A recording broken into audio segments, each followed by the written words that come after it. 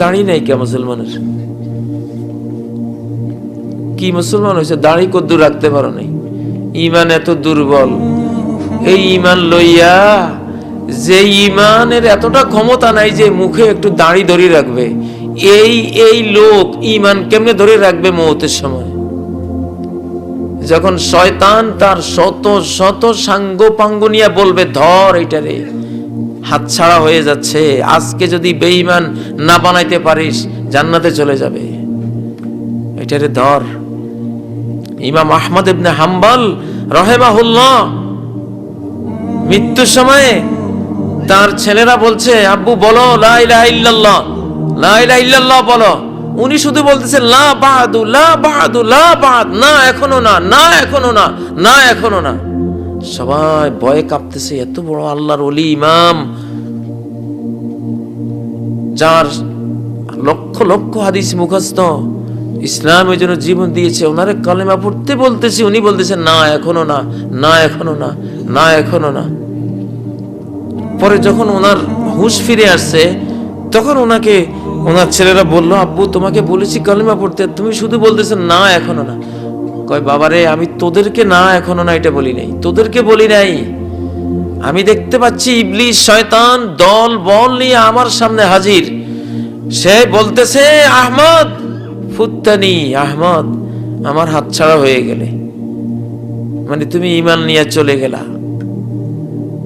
শয়তান বুঝছে যে আহমদের মতো সূক্ষ্ম মহাজ্ঞানী আলেম, তারে ঈমান নষ্ট করতে হলে একটু অহংকারের মধ্যে নিয়ে আসতে হবে, একটা অহংকার করাইতে হবে, তাহলে আল্লাহ তাআলা তৌফিক সরে যাবে, তখন তারে বেঈমান বানাইতে পারবে। শয়তান বলতেছে ফুত্তানি আহমদ, আহমদ আমার হাত থেকে ছুটে গেছো, মানে এই কথা শুনে উনি যাতে মনে করে হ্যাঁ তাহলে আমি তো অনেক কিছু, শয়তানের হাত থেকে ছুটে যেতে পেরেছি, শয়তান আমাকে বেঈমান বানাইতে পারে নাই, তাহলে আমি তো অনেক কিছু। নিজেকে একটু অহংকার করে বড় ভাবুক, বড় ভাবলেই ওই দুর্বলতার সময় শয়তান এক কোপে ঈমান নিয়ে নেবে। এই জন্য ইমাম আহমদ তার জবাবে বলছে, এই শয়তান আমি এখনো পারি নাই ছুটতে তোর কাছ থেকে, এখনো হয় নাই, এখনো ঈমান নিয়ে তোর কাছ থেকে ছুটতে পারি নাই, তোর ষড়যন্ত্র এখনো আমাকে নষ্ট করার মতো আছে এখনো।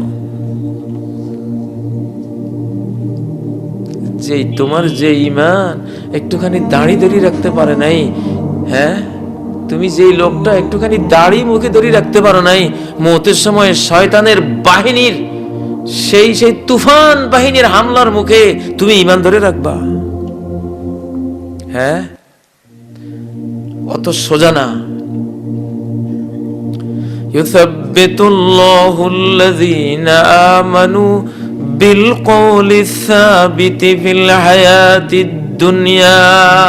একটা বোরকা, একটা হিজাব, একটা স্কার্ফ, একটা মোটা ওড়না দিয়ে, একটা শালীন ড্রেস দিয়ে যে মহিলাটা, যে ইমানদার মহিলাটা তার বডিটা ঢাকতে পারলো না দুনিয়াতে, এতটুকু ইমানের বল যার নাই, ইবলিস শয়তানের হামলার মুখে কিভাবে সে মওতের সময় ঈমান নিয়ে যাবে?